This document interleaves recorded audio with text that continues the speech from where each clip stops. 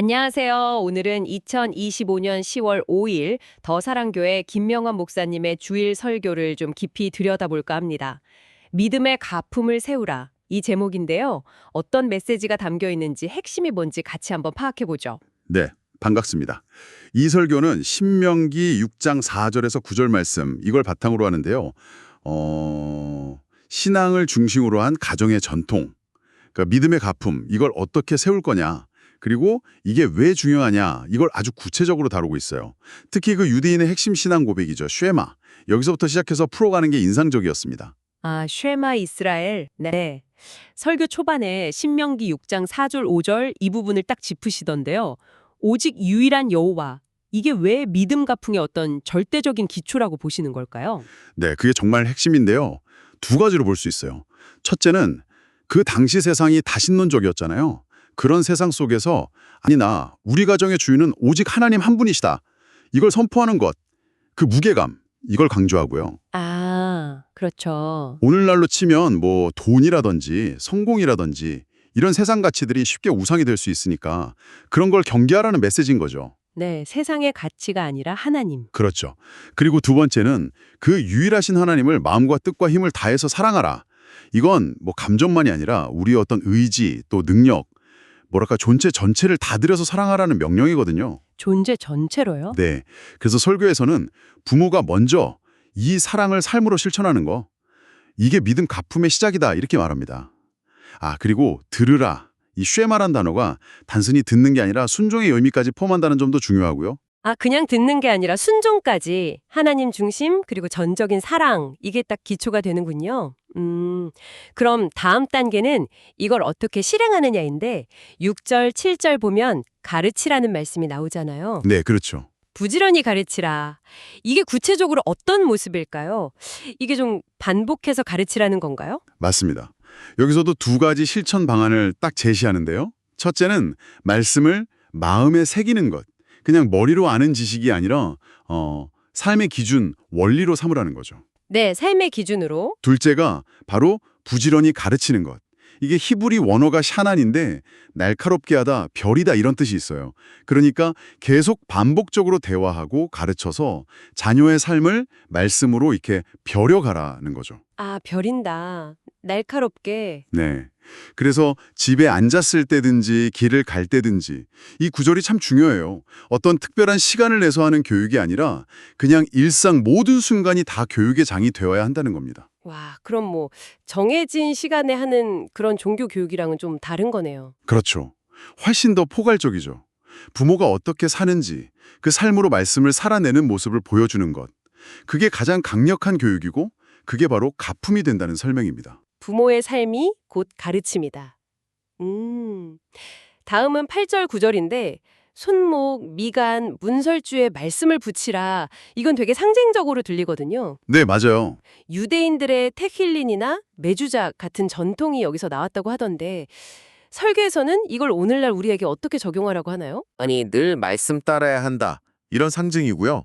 매주자는 이 집 주인은 하나님이십니다. 이걸 안팎으로 선포하는 표시잖아요. 그렇죠. 일종의 선언문 같은 거네요. 네, 그래서 설교는 오늘날 우리 가정이 그 가정 자체가 하나의 매주자가 되어야 한다고 말해요. 가정이 매주자다. 네, 그러니까 우리 집에서 나누는 대화, 돈 쓰는 방식, 또 어려운 일을 만났을 때 대처하는 모습, 이런 삶의 모습들 속에서 아, 저 집은 하나님 믿는 집이구나. 이게 자연스럽게 드러나야 한다는 거죠. 믿음의 증거가 삶으로 나타나는 것. 와, 겉으로 뭘 붙이는 게 중요한 게 아니라 삶 자체가 증거가 되어야 한다. 흥미로운데요. 근데 설교가 이 구약의 명령을 신약의 약속이랑 연결시키잖아요. 사도행전 16장 31절. 주 예수를 믿으라. 그리하면 너와 네 집이 구원을 받으리라. 네, 맞습니다. 이 연결이 주는 의미, 어떤 힘이 있을까요? 이건 정말 강력한 소망을 주는 연결이라고 봅니다.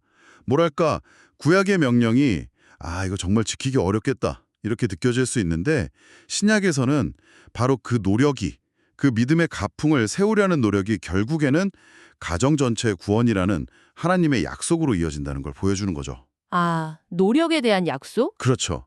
빌립보 관수 이야기처럼 한 사람의 믿음이 온 가족을 구원으로 이끌 수 있다.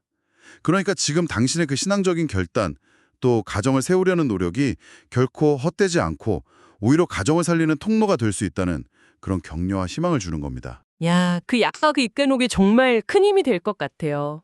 설교 마지막 부분에는 이제 곧 추석 명절이 다가오니까 이걸 기회로 삼아서 실천할 수 있는 방안 4가지를 제시하셨다고요? 네, 명절이 참 좋은 기회죠.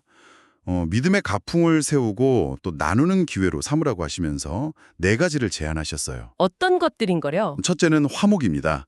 일단 가족 간에 화목해야 마음 문이 열리니까요. 그래야 비신자 가족에게도 복음의 통로가 열릴 수 있다. 둘째는 5분 간증. 너무 길지 않게 그냥 삶 속에서 하나님이 이렇게 하셨다. 짧고 진솔하게 나누는 거죠. 5분 간증. 부담 없겠네요. 네. 셋째는 중보기도. 식사 전후라든지 시간을 내서 가족 구원을 위해 함께 기도하는 시간 갖는 것. 그리고 넷째는 말씀 씨앗 남기기. 뭐 성경 구절 카드나 작은 신앙서적 같은 걸 선물처럼 남겨두는 거예요. 이게 영적인 매주자 역할을 할 수 있다는 거죠. 와, 화목, 5분 간증, 중보기도, 말씀 씨앗. 굉장히 구체적이고 실천 가능한 방법들이네요. 명절에 가족들 만나면 신앙 이야기 꺼내기가 좀 어려울 때도 있는데 이런 방법들이 도움이 많이 될 것 같습니다. 그렇죠. 너무 부담스럽지 않으면서도 지혜롭게 신앙을 나눌 수 있는 그런 길들을 보여주신 셈이죠. 네. 오늘 김명한 목사님 설교를 쭉 살펴보니 결국엔 하나님을 우리 삶과 가정의 유일한 주인으로 인정하고 정말 온 마음으로 사랑하고 또 그 말씀을 그냥 아는데 그치지 않고 마음에 새겨서 삶의 기준으로 삼고 그걸 일상의 모든 순간에서 자녀에게 가르치고 보여주고 더 나아가서 우리 가정 자체가 세상 속에서 그 믿음을 증거하는 믿음의 가풍을 세워나가라. 이런 강력한 메시지였네요. 맞습니다. 그리고 그 모든 노력의 끝에는 결국 너와 내 집이 구원을 받으리라는 하나님의 약속, 그 소망이 있다는 것을 다시 한번 확인시켜주고요. 신앙이 그냥 나 혼자만의 것이 아니라 가정 공동체 안에서 뿌리내리고 다음 세대로 이어져야 한다는 점, 그리고 그게 구체적인 삶의 모습으로 나타나야 한다는 걸 강조하신 것 같아요. 네, 맞아요. 일상 속에서 또 명절 같은 특별한 시기 속에서 구체적인 행동으로 보여줘야 한다는 거죠. 이 믿음의 가풍이라는 게 어떤 거창한 구호가 아니라 어쩌면 오늘 내가 드리는 작은 순종, 또 작은 사랑의 표현에서부터 시작될 수 있다는 생각이 드네요. 그런데 여기서 한 가지 더 생각해 볼 점은 남는 것 같습니다. 이렇게 가정 안에서 우리가 애써 세운 믿음의 가풍이 점점 더 세속화되고 또 개인화되는 이 바깥 세상의 문화 속에서 과연 얼마나 굳건히 설 수 있을까 하는 점인데요. 가정의 울타리를 넘어서 이 세상 속에서 이 믿음의 가치를 지켜나가기 위해 우리에게 또 무엇이 필요할지 한 번쯤 깊이 고민해 보는 것도 의미가 있을 것 같습니다. 우리 더사랑교회 성도님들, 이번 명절 우리 모두의 가정에 하나님의 은혜와 복이 가득하기를 축복합니다.